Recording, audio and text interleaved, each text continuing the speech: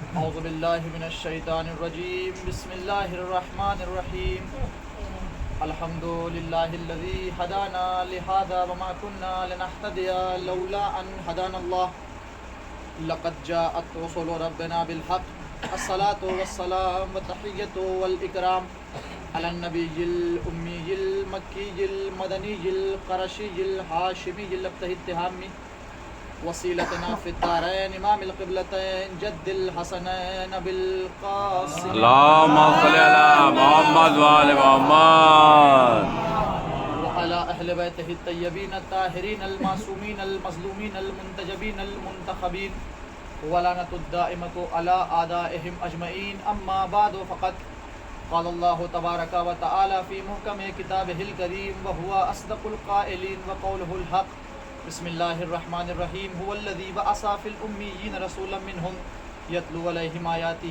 ویزکیہم ویعلمہم الکتاب والحکمہ وإن كانوا من قبل لفی ضلال مبین اللهم صل على محمد وآل محمد حضرات گرامی قدر معزز سامعین کرام، مسلسل آپ حضرات کے درمیان اس ذکر کربلا اور ذکر امام حسین کے حوالے سے حاضری کا شرف حاصل ہوا ہے اور مسلسل مجلس و خطاب کرنے کی سعادت نصیب ہوئی ہے۔ پروردگار عالم نے سورہ جمعہ دوسری آیت میں ارشاد فرمایا، وہ سورہ جمعہ جس کو ہم اور آپ ہر جمعہ تلاوت کرتے ہیں، پڑھتے ہیں، اور اس میں پروردگار عالم نے اپنے حبیب سرور کائنات اللهم صل على محمد وآل محمد فخر موجودات کائنات کا سب سے عظیم انسان، جس کو پروردگار عالم نے اس پوری عالم انسانیت کے لیے، نہ صرف مسلمانوں کے لیے بلکہ پوری کائنات کے لیے رحمت بنا کے بھیجا، اور آیت نازل کی وما ارسلناک الا رحمتا للعالمین، اے پیغمبر ہم نے آپ کو نہیں بھیجا مگر یہ کہ کائنات کے لیے اور عالمین کے لیے رحمت بنا کے۔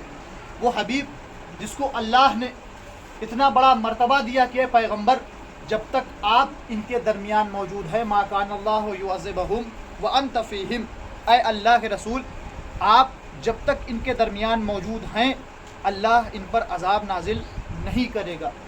وہ ذات، وہ پروردگار کا حبیب جس کو پروردگار عالم نے کبھی قرآن میں طٰہٰ کے خطاب سے یاد کیا ہے، کبھی یاسین کہا ہے، کبھی مزمل و مدثر کہہ کے یاد کیا ہے، اس پروردگار عالم نے اپنے حبیب کے لیے جب پروردگار نے اس پیغمبر کو کائنات میں بھیجا تو پیغمبر کی بعثت کا سبب بیان کیا پروردگار نے۔ هو الذی بعث، وہ ذات جس نے بھیجا، فی الامیین رسولا منہم، امیین کے درمیان، مکے والوں کے درمیان، ام القریٰ والوں کے درمیان ایک رسول، انہی میں سے۔ وہ رسول کیا کرتا ہے؟ یتلو علیہم آیاتہ، وہ اللہ کی نشانیوں کی تلاوت کرتا ہے، اللہ کی آیات کی تلاوت کرتا ہے، ویزکیہم، اور ان کے نفوس کا، ان کے دلوں کا تزکیہ کرتا ہے، اور انہیں کتاب و حکمت کی تعلیم دیتا ہے، جبکہ یہ پہلے سے کھلی ہوئی گمراہی میں مبتلا تھے۔ زیادہ گرامی، آپ مجھ سے بہتر جانتے ہیں مکے کا وہ پرآشوب دور، مکے کا وہ ماحول جہاں ہمارے پیغمبر نے اس دنیا میں آنکھ کھولی تو کیا حال تھا اس زمانے کا۔ میں نے کل ذکر کیا تھا کہ ایک اونٹ کے لیے 40 سال تک وہ لڑتے تھے، ایک مشت ستو کے لیے جنگیں ہوا کرتی تھی، تلواریں کھنچ جاتی تھیں، فوراً جنگ ہونے لگتی تھی۔ اس ماحول میں جہاں بچیوں کو، بیٹیوں کو زندہ درگور کر دینا اپنے لیے فخر و مباحات سمجھا جاتا تھا، اس بزم میں، اس ماحول میں جب پیغمبر نے آنکھ کھولی ہے تو پیغمبر نے کیا کیا؟ پیغمبر نے اپنے کردار کا نمونہ پیش کیا ہے۔ آج لوگ بڑی آسانی سے کہتے ہیں کہ اسلام تلوار کے زور پہ پھیلا ہے، اسلام شمشیر سے پھیلا ہے۔ اسلام تلوار سے نہیں پھیلا ہے، پیغمبر کے کردار سے پھیلا ہے۔ اللهم صل على محمد وآل محمد اسلام کو اللہ کے حبیب نے اپنے کردار سے پھیلایا ہے، اور کردار کیسا کہ اگر پیغمبر پر کوڑا ڈالا جا رہا ہے، پیغمبر پہ غلاظتیں پھینکی جا رہی ہیں، ایک روز پیغمبر پر غلاظت نہیں پڑی، ہم آپ ہوتے تو خوش ہو جاتے، چلو اچھا ہوا نہیں پڑی آج، لیکن پیغمبر نے سبب پوچھا کیا ہوا، آج اس عورت نے، اس معظمہ نے مجھ پر کیوں نہیں پھینکا کوڑا، تو پتہ چلا پیغمبر وہ مریض ہو گئی ہے، وہ بیمار ہے۔ پیغمبر دروازے پر پہنچ گئے، دستک دی، گھر میں پہنچے، اس نے ایک مرتبہ پیغمبر کو دیکھا، ڈر گئی کہ آج بدلہ لینے آئے ہو، جب میں مریضہ ہو گئی ہوں، بیمار ہوں، تب تم مجھ سے بدلہ لینے۔ پیغمبر نے مسکرا کر کہا میں تم سے بدلہ لینے نہیں آیا ہوں، میں تمہاری عیادت کے لیے آیا ہوں۔ اللہ اکبر۔ جب پیغمبر نے یہ کردار پیش کیا ہے تب اس ماحول میں لوگ پیغمبر کے ساتھ پیغمبر کے گرویدہ ہوئے ہیں۔ پیغمبر نے تلوار کے زور پہ اسلام نہیں پھیلایا ہے، پیغمبر نے اپنے کردار سے، اور اللہ نے پیغمبر کو اس پوری کائنات کے لیے، عالم بشریت کے لیے اسوہ بنا کے بھیجا ہے۔ کیا کہا پروردگار نے کہ اے اللہ کے حبیب، آپ کی ذات لقد کان لکم فی رسول اللہ اسوۃ حسنہ، کہ بے شک تمہارے لیے تمہارے رسول کی ذات بہترین نمونہ عمل ہے، بہترین ذات ہے پیغمبر کی ذات، سب سے اعلیٰ ذات ہے پیغمبر کی ذات۔ اور اللہ نے سبب بعثت بیان کیا پیغمبر کا۔ اللہ بنا ہدف کوئی کام نہیں کرتا، اللہ حکیم ہے، وہ دانا ہے، اور اس کا ایک کام بھی پوری کائنات میں بنا مقصد کے، بنا ہدف کے، بنا حکمت کے نہیں ہوتا۔ ایک صلوات پڑھے پر اللہم صلی علی محمد و آل محمد وجل۔ جانے گرامی، پیغمبر کیوں آئے تھے دنیا میں؟ پیغمبر کا اصل ہدف کیا تھا؟ اللہ کا اصل ہدف کیا ہے پیغمبروں کو بھیجنے کا؟ 1,24,000 نبی اللہ نے بھیجے ہیں، ایسے تو نہیں بھیجے، کوئی نہ کوئی ہدف تو رہا ہوگا۔ کیا ہدف ہے؟ تاکہ انسان کی ہدایت ہو جائے، انسان کی نمائندگی ہو جائے، اس کی رہنمائی ہو جائے، انسان اللہ کی معرفت پیدا کر سکے۔ اور جس دن انسان کو اللہ کی معرفت پیدا ہو جائے، پھر انسان کو نہ کسی دروازے پر جانے کی ضرورت ہوگی، نہ کسی درگاہ پہ سر جھکانے کی ضرورت ہوگی، بلکہ اللہ کی انسان کو اپنے معبود کی معرفت ہو جائے۔ اور معرفت کیسی کہ جب علی سے کسی نے پوچھا، علی تم اللہ کی عبادت کیوں کرتے ہو؟ تو علی نے کیا فرمایا؟ ما عبدتک خوفا لنارک ولا طمعا لجنتک، میں نے اللہ کی عبادت نہ جہنم کے خوف میں کی ہے، نہ جنت کے لالچ میں کی ہے، بل وجدتک اہلا للعبادت فعبدتک، میں نے اللہ کو لائق عبادت پایا ہے، اس لیے اس کی عبادت کی ہے۔ اللہم صلی علی محمد و آل محمد۔ میں نے اس خالق کو، اس معبود کو، اس خالق حقیقی کو، اس مالک ربانی کو میں نے اس لائق پایا ہے کہ اس کے سامنے سر بسجود ہوا جائے، لہٰذا علی نے اپنا سر معبود کی بارگاہ میں جھکا دیا۔ اب ہر وہ انسان جس کو یہ دعویٰ ہے، جس کا یہ چیلنج ہے کہ ہم علی والے ہیں، ہم حسین والے ہیں، ہم پیغمبر والے ہیں، تو پھر اس کی ذمہ داری ہے کہ اس کا سر سجدے میں جھکا ہونا چاہیے۔ جو نمازیں چھوڑے، جو اللہ کی عبادت چھوڑے، وہ پھر نہ محمد کی امتی میں ہو سکتا ہے، نہ وہ علی کا چاہنے والا ہو سکتا ہے۔ ایک صلوات پڑھے برابر۔ اللہم صلی علی محمد و آل محمد۔ اللہ نے پیغمبر کی بعثت کا جو پہلا سبب قرار دیا ہے، پہلا مقصد کیا ہے؟ یتلو علیہم آیاتہ، کہ وہ رسول، وہ اللہ کا نبی، وہ اللہ کا فرستادہ، وہ اللہ کا بھیجا ہوا پیغمبر، وہ اللہ کی آیات کی تلاوت کرے گا، اس کی آیات کی، اس کی نشانیوں کی تلاوت کرے گا، نشانیاں بیان کرے گا۔ پروردگار عالم نے عرب کے اس ماحول میں، اس جہالت میں، اس بے خودہ ماحول میں جہاں بیٹیوں کو زندہ درگور کرنا فخر سمجھا جاتا تھا، پیغمبر نے بیٹی کا احترام کر کے بتایا، دیکھو بیٹیاں زحمت نہیں ہوتی بلکہ رحمت ہوا کرتی ہیں۔ پیغمبر نے زندگی کے اقدار بتائے ہیں، زندگی گزارنے کا طریقہ بتایا ہے۔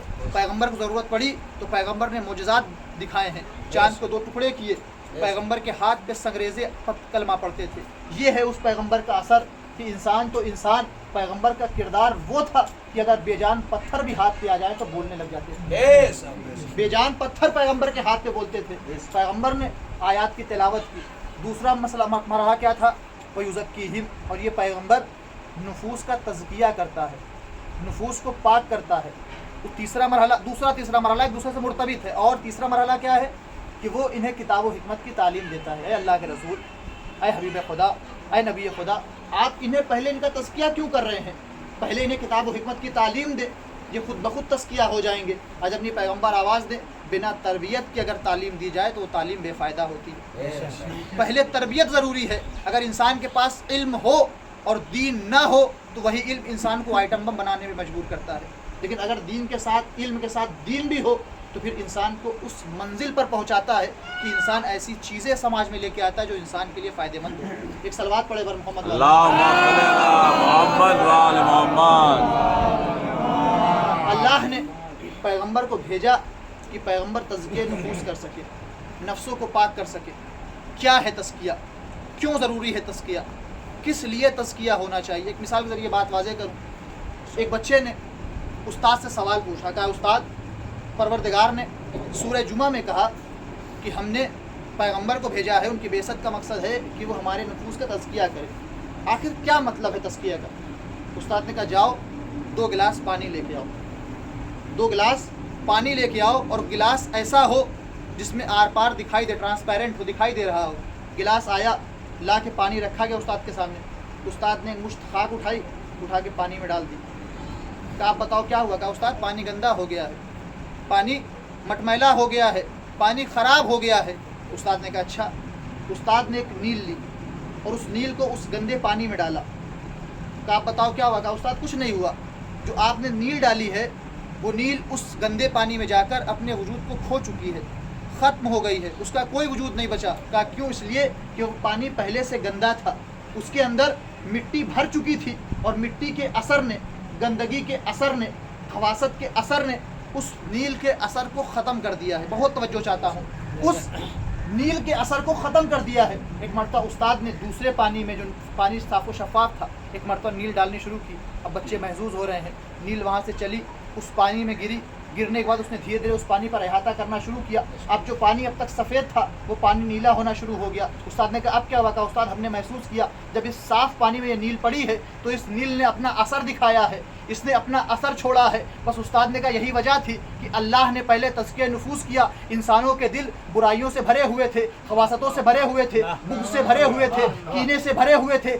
हसद से भरे हुए थे। और ऐसे दिलों में जब कुरान की तालीम दी जाएगी तो वो पानी इस नील की तरह अपना असर खो देगी। लिहाजा परवरदिगार आलम ने पहले पैगम्बर इस्लाम को भेज के उनके नुफूस का तज़किया किया, फिर उन्हें किताब व हिकमत की तालीम दी, ताकि जब ये तालीम इनके दिलों में उतरे तो अपना असर छोड़ती चली जाए। अल्लाहुम्मा सल्ली अला मुहम्मद व आले मुहम्मद। ताकि जब ये कुरान की तालीम, अल्लाह के दीन की तालीम उस इंसान के दिल में पहुँचे तो अपना असर छोड़े, वो असर करे। क्यों? इसलिए कि अल्लाह ने हर अमल में एक असर रखा है, कोई अमल बेअसर नहीं है।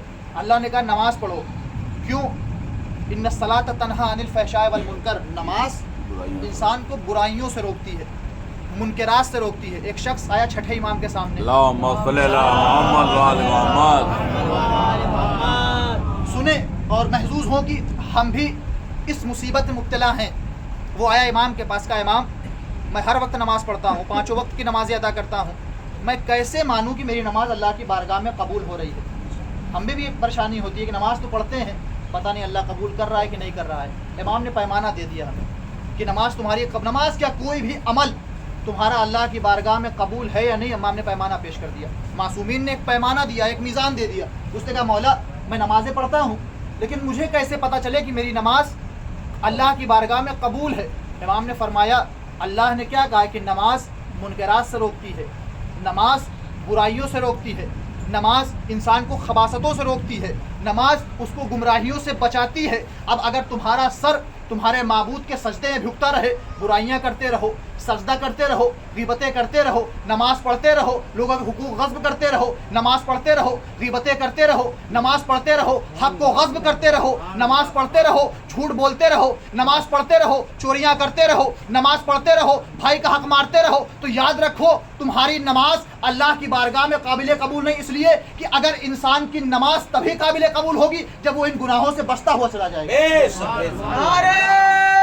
तकबीर, अल्लाहु अकबर, नारे रिसालत, या रसूलल्लाह, नारे हैदरी, या अली, आवाज़े बुलंद, नारे सलावत। अल्लाहुम्मा सल्ली अला मुहम्मद व आले मुहम्मद। इबादतें उसी वक्त अल्लाह की बारगाह में काबिल कबूल होती हैं जब उन इबादतों का असर समाज में दिखाई दे।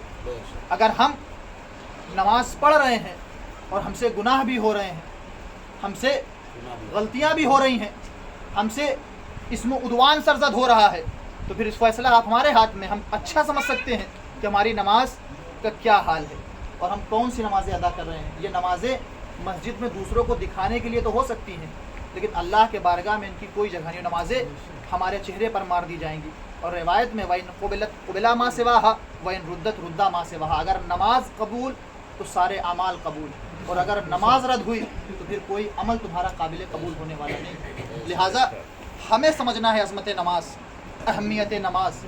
वही नमाज जिसके लिए हुसैन ने करबला में अपना सर कटा दिया, सब कुछ कुर्बान कर दिया हुसैन ने। पैगंबर तज़किया कर रहे हैं, लोगों के दिलों में दीन की मोहब्बत पैदा कर रहे हैं। और तीसरी मंजिल क्या है? पैगंबर इन्हें किताब व हिकमत की तालीम देंगे, पैगंबर इन्हें कुरान और हदीस के ज़रिए से राह रास्त पे लेके आएंगे। آج ہمارے یہاں ایک بہت بڑی مصیبت یہ ہے کہ جو کتاب اللہ نے ہمارے ہدایت کے لیے بھیجی تھی آج وہ ہمارے طاقوں کی زینت بنی ہوئی ہے. کل میں نے ذکر کیا تھا کہ اللہ نے ہر چیز میں ایک اثر رکھا ہے، اور اللہ نے جو قرآن میں وعدے کیے ہیں، اللہ کا کوئی وعدہ جھوٹا نہیں ہے. اللہ سچا ہے، اپنے وعدے میں سچا ہے، اس کا کوئی وعدہ عبث نہیں ہے، جھوٹا نہیں ہے. جو اس نے وعدہ قرآن میں کیا ہے وہ ہمیں روز محشر ملے گا، لیکن اس کے لیے ہمیں اسی طرح عمل کرنا ہوگا جیسا اللہ نے ہمیں حکم دیا ہے. قرآن ہم خود فیصلہ کریں، انصاف سے بتائیں کیا رمضان کے علاوہ ہمارے یہاں قرآن اٹھتا ہے؟ ہم تلاوت قرآن کرتے ہیں، رمضان میں بھی کیا قرآن پڑھتے ہیں وہ ہم جانتے ہیں اور قرآن جانتا ہے. ہمیں پتہ ہے کہ بس ہم اس لیے کہ ہمارا ایک قرآن مکمل ہو جائے جلدی جلدی جیسے الٹے سیدھے اس قرآن کی تلاوت کر کے قرآن کو لپیٹ کے رکھ دیتے ہیں. یعنی گرامی، قرآن پڑھنے کی کتاب ہے، قرآن ہدایت کی کتاب ہے. قرآن دیواروں میں چپکانے کے لیے نہیں آیا ہے، قرآن بیٹیوں کو رخصت کرتے وقت دینے کے لیے نہیں آیا ہے، قرآن مریضوں کو ہوا دینے کے لیے نہیں آیا ہے. ہے اثر اس کا، کرنا چاہیے، اچھی بات ہے، لیکن جو اصل مقصد قرآن کا ہے اس کی تلاوت ہمیں اس سے غافل نہیں ہونا چاہیے. ایک صلوات پڑھے بر محمد. اللہم صلی علی محمد وآل محمد. اور ایک وجہ یہ بھی ہے کہ لوگ قرآن سے دور کیوں ہیں، کیوں قرآن کی تلاوت نہیں کرتے. اس لیے اکثر یہ دیکھا گیا، لوگ آئے ہیں پوچھا مولانا کیا بتائیں، ہم قرآن نہیں پڑھ پاتے، ہم قرآن کو صحیح نہیں پڑھ پاتے. اللہ نے کیا کہا؟ قرآن نہیں پڑھ سکتے، روایت کے جملے، قرآن نہیں پڑھ سکتے، باوضو ہو کے قرآن کے حرفوں پہ اپنے ہاتھ پھیرو، اللہ تمہیں وہی ثواب دے گا. آپ کوشش کریں. آپ نے کہہ دیا ہم قرآن نہیں پڑھ سکتے، زندگی بھر ایسے رہیں گے، قرآن آپ کو نہیں آئے گا. آپ کو کوشش کرنا پڑے گا. مکتب مدرسے کس لیے بنائے گئے؟ تاکہ انسان اپنی قرأت صحیح کرے، اپنی تجوید صحیح کرے، اللہ کی کتاب کو صحیح سے پڑھنا سیکھے. لوگ کہہ دیتے ہیں کہ ہمیں قرآن پڑھنا نہیں آتا، اور بہت سے لوگ نہیں آتا پھر بھی پڑھتے ہیں. کیوں؟ اس لیے کہ ان کو قرآن سے شفا ملتی ہے. مولا کائنات فرماتے ہیں کتاب اللہ ہے بین اظہرکم ناطق لا یا لسانہ، کہ اللہ کی کتاب تمہارے نزدیک ایک ایسا بولنے والا ہے جس کی زبان میں کبھی لکنتیں نہیں آتی، جس کی زبان کبھی زبان میں گرا نہیں پڑتی، وہ قرآن مسلسل بولتا رہتا ہے. آپ دیکھیں قرآن کا معجزہ، آپ قرآن کو ترجمے کے ساتھ پڑھ کے دیکھیں، آپ کو لگے گا قرآن ہم سے بات کر رہا ہے. قرآن 1400 سال پہلے نازل ہوا ہے، لیکن ہم آج قرآن پڑھتے ہیں، اس کے واقعات پڑھتے لگتا ہے قرآن ہم سے بات کر رہا ہے، قرآن ہمارے بارے میں بات کر رہا ہے. یہ قرآن کا معجزہ. اور پروردگار نے کہا ہے نحن نزلنا الذکر و انا لہ لحافظون، کہ ہم نے اس ذکر کو نازل کیا ہے اور ہم اس ذکر کی قیامت تک حفاظت کرنے والے ہیں. یہ سب سے بڑا معجزہ ہے اسلام کا قرآن مجید. لیکن آج ہم دور ہیں قرآن سے، اور اس میں کہیں نہ کہیں ہماری بھی غلطیاں ہیں. ہم 2 حرف پڑھ لیتے ہیں، پڑھنا سیکھ جاتے ہیں، تو پھر اپنے آپ کو سب سے بڑا قابل سمجھنے لگتے ہیں. پھر ہم سے بڑا قابل، ہم سے بڑا علامہ دہر پوری کائنات میں کوئی نہیں ہے. ایک واقعہ اسی ہندوستان کا، ایک برادر ذکر کر رہے تھے تو ہندوستان آئے، ایک صاحب ایران سے پڑھ کے ہندوستان آئے، دیکھا والد قرآن پڑھ رہے تھے اور قرآن پڑھنے میں ان سے غلطیاں ہو رہی تھیں، اٹک رہے تھے. انہوں نے کہا ابا کتنی مرتبہ منع کیا قرآن نہ پڑھا کرے، کیوں قرآن پڑھتے ہیں اور کیوں پڑھنا چاہیے بطور خاص؟ کہا ابا کتنی مرتبہ کہا نہ پڑھا کریے، آپ صحیح نہیں پڑھ پاتے ہیں، گناہ ملتا ہے. باپ نے کہا ٹھیک ہے. کچھ دن گزرے، ایک مرتبہ باپ بیٹا کیا دیکھتا ہے، باپ دکان میں بیٹھے ہوئے ہیں اور ان کا کوئلے کا کاروبار تھا، کوئلے کا کاروبار کرتے تھے. باپ پہنچا دکان پہ، کیا دیکھا بیٹا پہنچا دکان پہ، کیا دیکھا باپ تلاوت کر رہا ہے. پھر بیٹے نے کہا ابا ہم نے آپ سے کہا تھا آپ صحیح نہیں پڑھ پاتے، نہ پڑھا کریں. باپ نے کہا اچھا ٹھیک ہے، یہ سامنے ایک برتن پڑا ہوا ہے، جاؤ اس میں پانی لے آؤ، اس میں پانی لے آؤ. اور وہ برتن کیسا تھا؟ نیچے اس میں سوراخ تھے چھوٹے چھوٹے جھرنے ٹائپ کا. کہا جاؤ اس میں پانی لے آؤ. لڑکا ہنسنے لگا بابا اس میں پانی کہاں سے پانی اس میں آ جائے گا؟ لے کے آؤ، باپ کا حکم ہے. فرما بردار تھا، مولانا تھا، بات تو ماننی تھی. پہنچے پانی لینے، پانی بھرا، باپ تک پہنچتے پہنچتے پانی ختم. ظاہر سی بات ہے پانی نہیں رکے گا. آئے باپ کے پاس، بابا کہا تھا پانی نہیں آئے گا، کہا دوبارہ لے کے آؤ. پھر گئے، پھر بھرا، واپس آتے آتے پھر ختم ہو گیا. دوبارہ باپ نے پھر کہا جاؤ اور پھر سے لے کے آؤ. پھر گئے، واپس آ گئے. کہا ابا 5000 بار بھی آپ بھیجیں گے پانی اس میں نہیں آئے گا. کہا میں جانتا ہوں پانی نہیں آئے گا. بیٹے نے کہا پھر کیوں دوڑا رہے تھے؟ کہا ایک مرتبہ برتن کی طرف نگاہ کرو، وہ برتن دیکھو. ایک مرتبہ بیٹا سمجھ گیا کہ باپ مجھے کیا سمجھانا چاہتا ہے. وہ کوئلے کا ظرف تھا، کوئلے کا برتن تھا اور اس پر کالک لگی ہوئی تھی. اس میں جب اس بچے نے پانی سے اس کو گزارا تو اس پانی کے گزرنے سے پانی ٹھہرا نہیں، पानी के गुजरने से उस बर्तन की गंदगी दूर हो गई, उसकी कालिक दूर हो गई। बाप ने कहा देखो मैं कुरान इसीलिए पढ़ता हूँ, कुरान समझ में नहीं आता, अल्फाज सही अदा नहीं होते, कुरान के माना मफहूम समझ में नहीं आते, लेकिन मैं जानता हूँ कि अल्लाह ने कुरान में असर रखा है और कुरान पढ़ने का सबसे बड़ा असर ये है कि मेरा वजूद गुनाहों से बच जाएगा और गुनाहों की गंदगी से मेरा वजूद पाक हो जाएगा। अल्लाहुम्मा सल्ली अला मोहम्मद व आले मोहम्मद। अल्लाहु अकबर। नारे रिसालत, या रसूल अल्लाह, नारे हैदरी, या अली। आवाज़े बुलंद, नारे सलावत। अल्लाहुम्मा सल्ली अला मोहम्मद व आले मोहम्मद। लिहाजा हमारी जिम्मेदारी है, अगर हमें दावा है मोहम्मद के उम्मती होने का, पैगंबर के उम्मती होने का दावा है, तो फिर हमें अल्लाह की किताब से रुगरदानी नहीं करनी चाहिए। हमें उस किताब की तिलावत करनी चाहिए जिसमें अल्लाह ने हर खुश को तर को रखा है। अगर इंसान वाक़अन सही माना में कुरान की तिलावत करना सीख जाए, न उसे किसी डॉक्टर की ज़रूरत पड़ेगी न किसी तबीब की ज़रूरत पड़ेगी। क्यों? इसलिए कि कुरान शिफा है। कुरान के लफ्ज़ लफ्ज़ में अल्लाह ने शिफा रखी है। अगर इंसान यही किताब है, कुरान कह रहा है वलौ अन्ना हाज़ल कुरान सुय्यरत बिहिल जिबाल, इस कुरान के ज़रिए से पहाड़ चलाए जाते हैं, और कुत्तत बिहिल अर्ज़, ज़मीन की मसाफ़तें तय की जाती हैं, और कुल्लमा बिहिल मौता, इसके ज़रिए मुर्दे ज़िंदा किए जाते हैं। असर होना चाहिए, मुर्दे ज़िंदा करना परवरदिगार का काम है। तुम असर लाओ अपनी ज़बानों में, हमारी ज़बानों में असर नहीं है। आज हम बातें कह देते हैं मिंबर से, लेकिन उन बातों का कोई असर नहीं होता, लोग कबूल नहीं करते। क्यों? इसलिए कि करना ही नहीं है। करेंगे वही जो हमें अच्छा लगेगा, और इस्लाम में हमें अच्छा लगना ही कोई अहमियत नहीं है। करो वो जो तुम्हारे परवरदिगार को अच्छा लगता हो, जो उसके रसूल को अच्छा लगता हो, जो रसूल के वलियों को अच्छा लगता हो। क्यों? इसलिए कि दीन हमारी मीरास नहीं है, हमारी जागीर नहीं है। परवरदिगार आलम ने हमें इस दुनिया में भेजा है ताकि हम इस दुनिया से कुछ कस्ब करके अब उसकी बारगाह में पहुँचे तो उसके सामने हमारा सर उठ सके। ऐसा ना हो कि उसकी बारगाह में पहुँचे तो हमारे नामा अमाल खाली हों, पूरा कागज़ वहाँ पहुँचे। इसलिए कि फ़रिश्ते हम गफलत कर सकते हैं, हमारे सीसीटीवी कैमरास गफलत कर सकते हैं, लेकिन जो अल्लाह के दो सीसीटीवी, दो फरिश्ते बैठे हुए हैं, वो किसी अमल से गफलत नहीं करते। वो हमारे अच्छे अमल को भी लिखते हैं, हमारे बुरे अमल को भी लिखा जाता है। और रोज़े महशर हमारे सामने जब हमारे नामा आमाल पेश होंगे तो देखना बहुत से ऐसे लोग होंगे जो कहेंगे हमने तो ये किया ही नहीं। उनके सामने उनके करतूत दिखाए जाएंगे, देखो फला जगह पे तुमने ये काम अंजाम दिया था। ताने गिरामी, रिवायत के जुमले हैं, बस आखिरी बात और अब के मसाइब। रिवायत के जुमले हैं कि दो तरह के लोग वो हैं जो मरने के बाद जब रोज़े महशर आएगा, हश्र व नश्र होगा, तो उन्हें अपने ऊपर अफसोस होगा, वो अपना हाथ मलेंगे। कौन है वो दो लोग? एक वो इंसान जिसने ज़िंदगी भर मेहनत की, मशक्क़त की, माले हलाल की कस्ब की, माले हलाल जमा किया, लेकिन हुकूकुल्लाह की अदायगी नहीं की, खुमुस नहीं निकाला, ज़कात नहीं दी, सदक़ात नहीं दिए, ग़ुरबा मसाकिन की मदद नहीं की, इस दुनिया से चला गया। वाजिबात उस पर थे, अदा नहीं किया, मर के चला गया। लेकिन वही पैसा जो उसने कमाया है, उसके बेटों ने खुम्स भी अदा किया, ज़कात भी दी, सदक़ात भी दिए, फ़क़रा मसाकिन की मदद की। कमाया उसने था, जन्नत बेटे जा रहे हैं। कमाया उसने था, अज्र बच्चों को मिल रहा है, ये अपना हाथ मलेगा।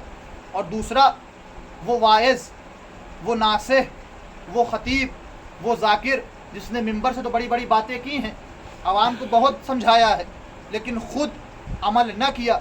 रोज़े महशर उसके समझाए हुए लोग तो जन्नत जा रहे होंगे, लेकिन वो अपनी बात पर अमल न करके अल्लाह के गज़ब का शिकार हो रहा होगा। और हमें मुतवज्जे होना है, हमें सोचना है कि हमें अपनी ज़िंदगी को किस तरह गुजारना है, जिस तरह अली वाले गुजारते हैं, जिस तरह हुसैन वाले गुजारते हैं। ये हुसैन का गम है, ये हुसैन की शहादत का मोजज़ा है, ये हुसैन की उस अजीम कुर्बानी की ज़िंदा दलील है कि आज हर मसलक का इंसान, चाहे उसे पैगंबर के बारे में पता हो न पता हो, अली को जानता हो न जानता हो, पैगंबर के सहाबियों के बारे में न पता हो उसे, लेकिन वो हुसैन को ज़रूर जानता है और वो हुसैन के नाम पे आज़ा खाने हुसैन में आके बैठता है। ये हुसैन की कुर्बानी का असर है। हुसैन ने दीन की बका के लिए अपना सब कुछ करबला में लुटा दिया। हुसैन ने नोगे नेज़ा पे तिलावत करके बताया, देखो हुसैन के सरोतन में जुदाई हो सकती है, लेकिन हुसैन का कुरान से फासला नहीं हो सकता। हुसैन और कुरान एक दूसरे से जुदा नहीं हो सकते। इदान गिरामी, मुहर्रम की 7वीं तारीख़ है। आज हमारे यहाँ क्या कहा जाता है कि 7 तारीख़ वो है जब हुसैन के असहाब व अंसार पर पानी बंद कर दिया गया, तो बदारो पानी 7 मुहर्रम को बंद नहीं हुआ है, पानी 4 मुहर्रम को बंद हो चुका है। आज क़याम हुसैनी में एक कतरा आप बाकी न रहा। लोग कहते हैं हुसैन करबला में 3 दिन के प्यासे शहीद किए गए, अब्बास करबला में 3 दिन के प्यासे शहीद किए गए। कैसे इंसान मान ले जब इमाम हुसैन के असहाब व अंसार पर 4 मुहर्रम से पानी बंद था, तो जो पानी बचा है वो हुसैन असगर को पिलाएंगे या हुसैन खुद पिएंगे? वो पानी सकीना पिएंगी या हुसैन खुद पिएंगे? वो पानी हुसैन व अब्बास छोटे छोटे बच्चों को पिलाएंगे या खुद पिएंगे? अज़ादारों, दिल मानने को तैयार नहीं है, बल्कि हमारा मौला हुसैन करबला में 7 रोज़ का प्यासा है। हुसैन को करबला में प्यासा शहीद किया गया है। इमाम रज़ा फरमाते हैं, शबीब, अगर तुम्हारा दिल करे कि कभी तुम किसी पर गिरिया करो तो मेरे जद हुसैन पर गिरिया किया करो। इन कुंत बाकियन फबकी अलल हुसैन फ़इन्नहु ज़ुबिहा कमा ज़ुबिहल काब्श। मेरे बाजद हुसैन को ऐसे ज़िबा किया गया है जैसे अरब में दुम्बे को ज़िबा किया जाता है। जज़ाकुम रब्बुकुम खैरल जज़ा। अज़ादारों, हुसैन के असहाब व अंसार पर पानी बंद कर दिया गया। शब आशूर आई, एक मरतबा इमाम हुसैन महज़र शहादत लिए खड़े हुए हैं। हबीब, तुम्हें फ़ला जगह शहीद किया जाएगा, अब्बास तुम्हें यहाँ शहीद किया जाएगा, अकबर तुम्हें वहाँ नेज़ा लगेगा। हुसैन एक एक अंसार की शहादत गाह बता रहे हैं, लेकिन एक 13 बरस का बच्चा है जो एक गोशे में बैठा आंसू बहा रहा है। महज़रनामा तमाम हो गया, एक मरतबा आँखों से आंसू जारी है। हुसैन ने आकर पूछा, कासिम तुम क्यों रो रहे हो? कहा, आका क्या कल शहादत में मेरा नाम नहीं लिखा? ये है इश्तियाक हुसैन पर कुर्बानी का। एक मरतबा हुसैन कहते हैं, कासिम तुम्हें क्या, तुम्हारा 6 महीने का भैया अली असगर भी करबला में शहीद किया जाएगा? एक मरतबा कासिम अपनी मुसीबत भूल गए, आका ऐ अम्मू जान क्या फौज अशकिया खैमे में चले आएंगे? एक मरतबा मैं कहूँगा, जनाब कासिम आपने सुना आप ताबे ज़ब्त न ला सके? अरे अपने भाई इमाम सज्जाद से पूछो, अरे हुसैन की शहादत के बाद जब फौज अशकिया खैमे में दर आई है तो हुसैन के बेटे पे क्या गुजरी? जज़ाकुम रब्बुकुम खैरल जज़ा। कुर्बानी का दिन आ गया। एक एक बीवियां अपने अपने बच्चों को हुसैन पर कुर्बान कर रही हैं। ये कासिम कभी इमाम हुसैन के पास आते, अम्मू अम्मू मुझे कुर्बान होने की इजाज़त दे दीजिए। इमाम हुसैन कहते, बेटा कासिम तुम्हारी माँ के लिए तुम्हारे बाप की जुदाई का गम काफ़ी है, मैं तुम्हें कैसे इजाज़त दे दूँ? तुम तो मेरे भैया हसन की शबी हो। एक मरतबा बाबा का नाम सुना, हाथ पर बंधी हुई तावीज़ याद आई। कहा, अम्मू जब बाबा इस दुनिया से जा रहे थे तो मेरे हाथ पर एक तावीज़ बांधी थी। कहा था, बेटा कासिम जब करबला में मेरे भाई हुसैन पर मुसीबत पड़े तो ये तावीज़ खोल कर मेरे भैया हुसैन को दे देना। जज़ाकुम रब्बुकुम खैरल जज़ा। एक मरतबा जनाब कासिम ने वो तावीज़ खोली, इमाम हुसैन के हवाले की। इमाम हुसैन ने भाई की तहरीर देखी, आंखों से आंसू रवाना हो गए। एक मरतबा तहरीर पढ़ी, जाओ बेटा खुदा हाफिज, अपनी अम्मा से रुखसत हो जाओ। जनाब कासिम रुखसत हुए। 13 साल का सिन, जरा तसव्वुर करे, हुसैन ने रकाबों के तस्मे काट के छोटे किए। जनाब कासिम इतने नाजुक थे कि ज़ख़ीम लिबास नहीं पहन सकते थे, नर्म लिबास पहनते थे। हुसैन ने गरेबान चाक किया। कासिम ने पूछा, चाचा जान इस अमर का क्या सबब है? कहा, बेटा अरब में दस्तूर है जब कोई यतीम आता है तो उसका मुसला नहीं करते, उसकी लाश को पामाल नहीं किया जाता।